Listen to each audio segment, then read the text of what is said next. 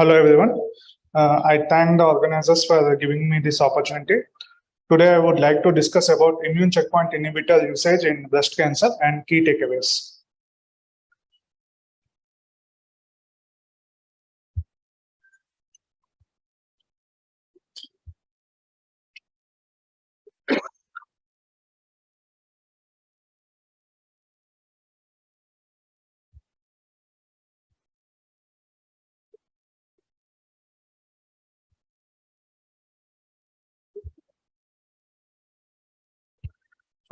Is breast cancer immunologically cold?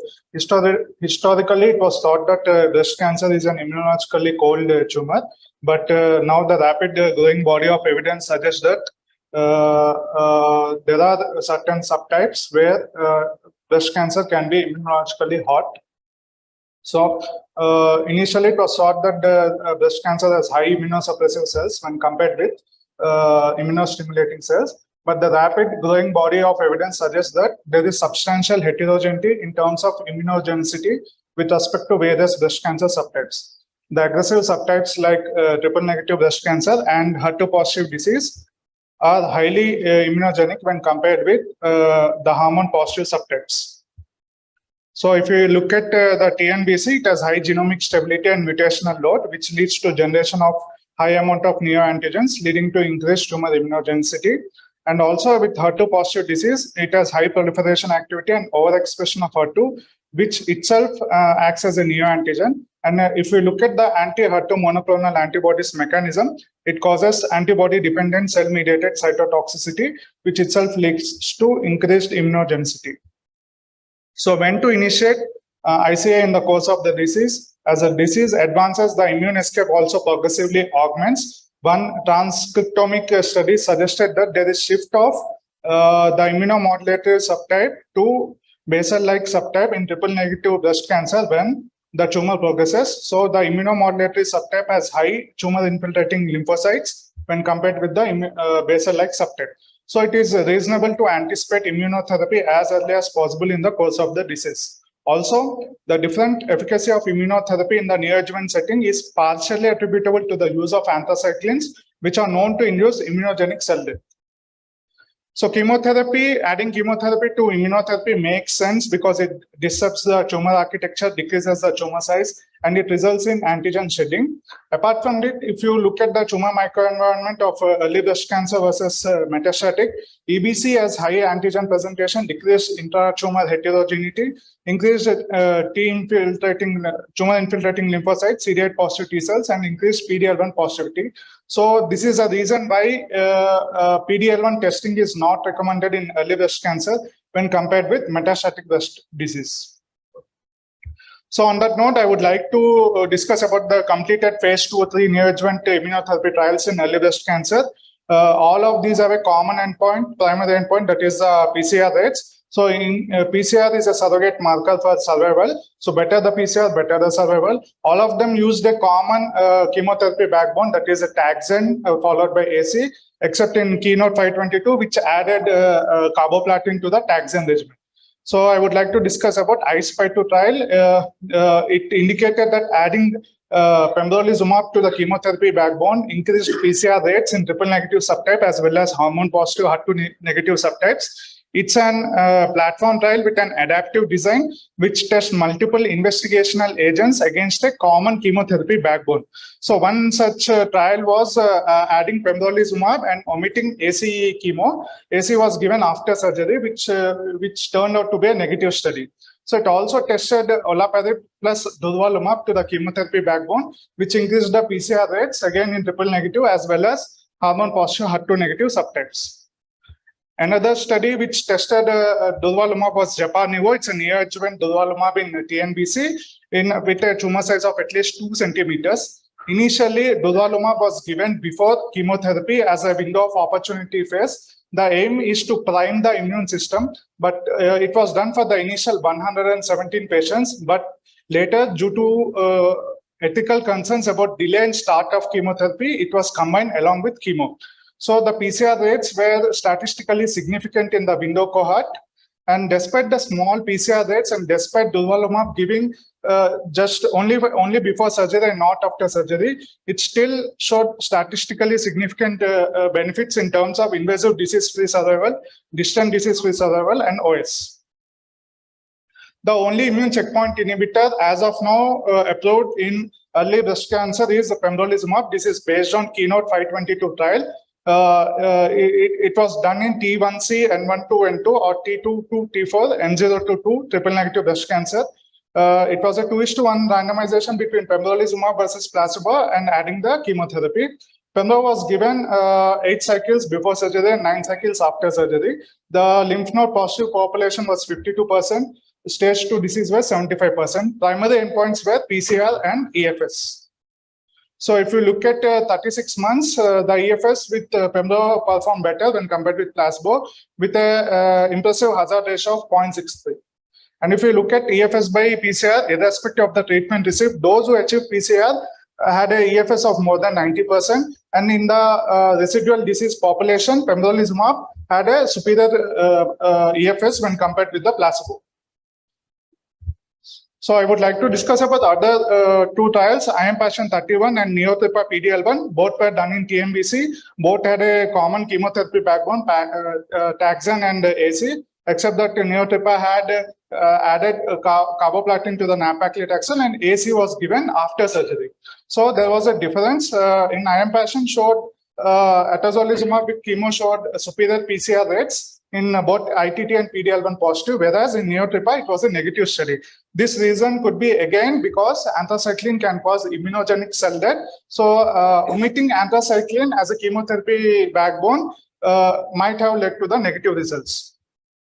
So what we learned from these trials, first one, the magnitude of PCR benefit with immune checkpoint inhibitor is larger than lymph node positive when compared with lymph node negative. This is based on Keynote 522 and IM Passion 31 trials. The same 2 trials also showed that PCR benefit was regardless of PDL1 status. So we need to develop an ideal biomarker. So PDL1 is not an ideal biomarker to predict the treatment outcomes with immune checkpoint inhibitor. And also anthracyclines modify the tumor microenvironment, making it from cold to hot. This we have already discussed in Neotripa PDL1 study, and another study called TONIC, which evaluated the induction regimens of multiple agents to prime the immune response to nivolumab. It showed that the highest response rate was seen in doxorubicin. So there are 3 questions to be addressed. One, the ideal composition of chemo backbone, we don't know, but we only know that anthracyclines are an important part of this backbone and they cannot be omitted. As per Keynote 522, patients received adjuvant pembrolizumab regardless of the pathological response, and future studies will address whether it is really necessary or not. Coming to those with the residual TNBC, SWAG S1418 is a randomized phase 3 study which is evaluating pembrolizumab in this setting. So we'll get a better clear picture once the results are out. Next, coming to adjuvant capecitabine in this subset, so there is no actual clear-cut data in breast cancer, but we can extrapolate the data from Keynote 62, where the combination of capecitabine with pembrolizumab was proved to be effective, and there were no new safety concerns. So at this point of time, although there is no mature data, a combination is a reasonable consideration. And also, one more point, patients who achieved a PCR with immunotherapy may not need a full year of therapy to benefit, whereas those who have a residual disease following NACT may not always benefit from immunotherapy. So the point is we need to develop an ideal biomarker which can allow us to predict who will benefit versus who will not. So the only FDA approved indication is in early stage high risk triple negative breast cancer, and the only ICI approved is pembrolizumab. Even in metastatic setting, as of now, based on Keynote 355, pembrolizumab is the only ICI which is approved. Previously, based on IM Passion 130, atezolizumab was approved, but it was voluntarily withdrawn. So we cannot pinpoint out the actual reasons behind this, but it can be due to complexities in the statistical design of IM Passion trial. One of the co-primary endpoint, OS, was tested in a statistically hierarchical design. So if the OS was negative, it was negative in the intent to treat population. So a formal statistical designed to test the PD-L1 subgroup was not met. Second, IM Passion 131 trial, which used almost the same chemo backbone and atezolizumab, could not prove a benefit of PFS, and OS was also not in favor. So this can be possibly due to usage of paclitaxel in IM Passion 131 instead of using nab-paclitaxel, which was done in IM Passion 130. Also, there were quick changes in the treatment landscape. FDA gave accelerated approval to pembrolizumab in 2021, which was converted into full approval in 2021. So this led the manufacturers of atezolizumab to voluntarily withdraw the product. So with that, we are only left with one major trial in metastatic TNBC, that is Keynote 355. In this, patients it used patients with locally recurrent inoperable or metastatic TNBC with adding pembrolizumab to chemotherapy. Pembro was given for until progression, toxicity, or up to 35 cycles. The chemo choice was either nab-paclitaxel, Pacli, or gemcitabine carboplatin. Primary endpoints were PFS and OS. Based on PD-L1 CPS more than or equal to 10, CPS1, and ITT. So let us have a few key points on this trial. I would not go into much details. So we'll be discussing about CPS 10 subset. It showed a statistically significant 27% reduced risk of death with pembro. There was 7-month median OS benefit and 4-month median PFS benefit.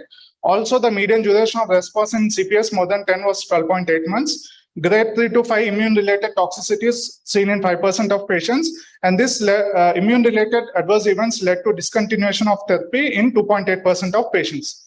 Most common immune-related adverse events were thyroid-related, followed by pneumonitis.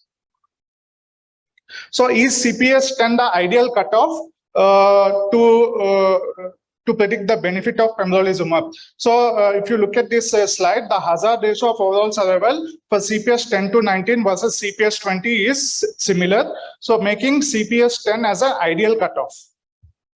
So apart from CPS 10, pembrolizumab is also approved in MSI high histology, where it has a high mutagenic overload, and this approval is based on single-arm, multi-cohort, multi-center trials.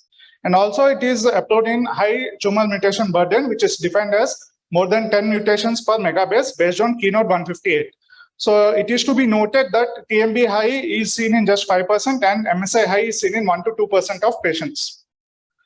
So I would also like to discuss about other trials which are worth mentioning. One is IM Passion 132, which is done in locally advanced metastatic TNBC. It is evaluating its primary endpoint OS. The arms are atezolizumab with capecitabine or gemcitabine carboplatin. Keynote 119 is done in metastatic TNBC. It showed that single agent pembrolizumab did not show an OS benefit when compared with physician's choice of chemo. K2 was in HER2 positive metastatic setting, where adding atezolizumab to TDM1 did not benefited the PFS. Panacea tested the combination of pembrolizumab with trastuzumab in trastuzumab resistant metastatic breast cancer. It showed that the combination was active and safe with response rates of 15%. So the preferred PD-L1 assay is 22C3 FarmDX assay, which assesses the expression of tumor cells and immune cells, resulting in a CPS score. This PD-L1 positivity is high in early stage lesions compared to metastatic sites, and also the degree of immune infiltration and PD-L1 labeling differs in different metastatic sites. Some has high immunologically hot, such as lung, when compared with immunologically cold liver. So assays to measure these PD-L1 should not be interchangeable, and if possible, a non-lymph node tumor section and an extra hepatic sample. A non-lymph node tumor section is preferred, and extra hepatic sample is also preferred.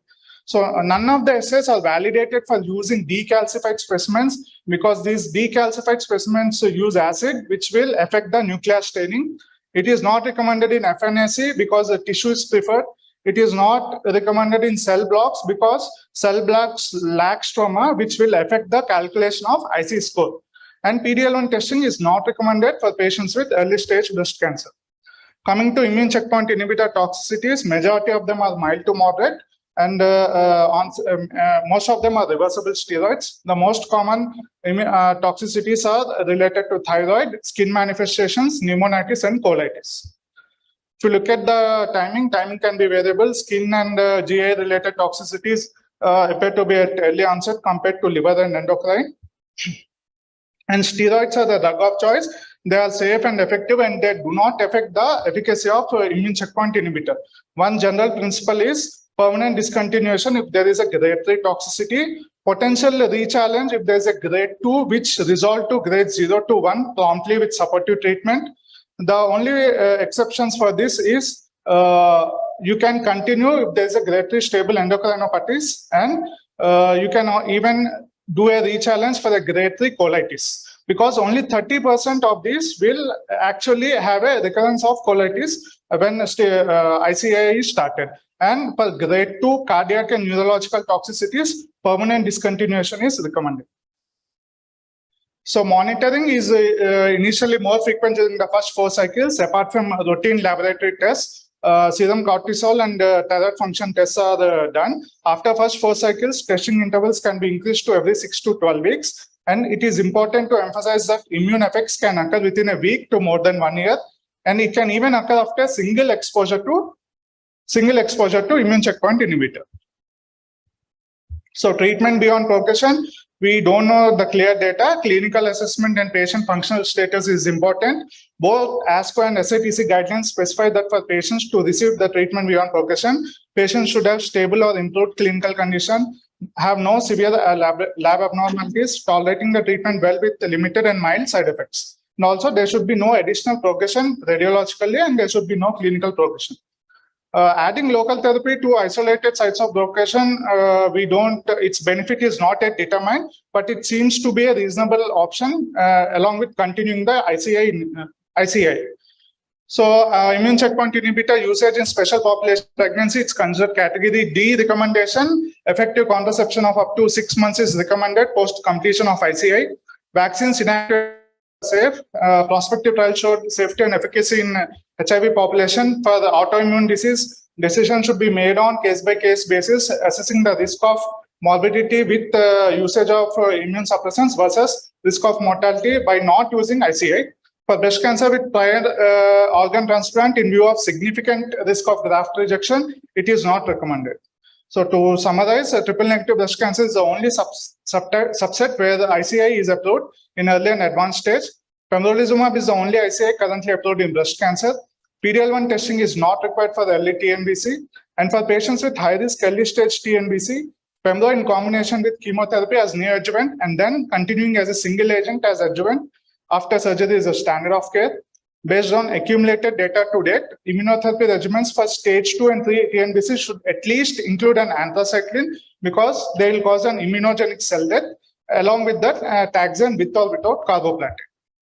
All patients with unresectably locally advanced or metastatic TNBC should have tumor tissue tested for PD-L1, TNB, and MSI. When considering metastatic sites, it's better to avoid the liver sites, and PD-L1 should not be performed on FNAC, cell block, or decalcified bone as discussed above. For patients with locally advanced metastatic TNBC and PD-L1 of CPS more than 10, Pembro plus Nab-Pacli, Pacli, or Carbogem are reasonable first-line options. So we do not know the ideal biomarker yet, and the development of ideal biomarker that reliably predicts clinical response to Pembro is the need of the hour. Steroids are highly effective in managing the immune-related adverse events, and they do not affect the efficacy of ICI. Patients should be monitored for symptoms of immune toxicities during immuno and for at least 12 months after discontinuation of treatment. So if there are any questions, I would like to answer. We'll take questions at the end of the session, running short of time. Now in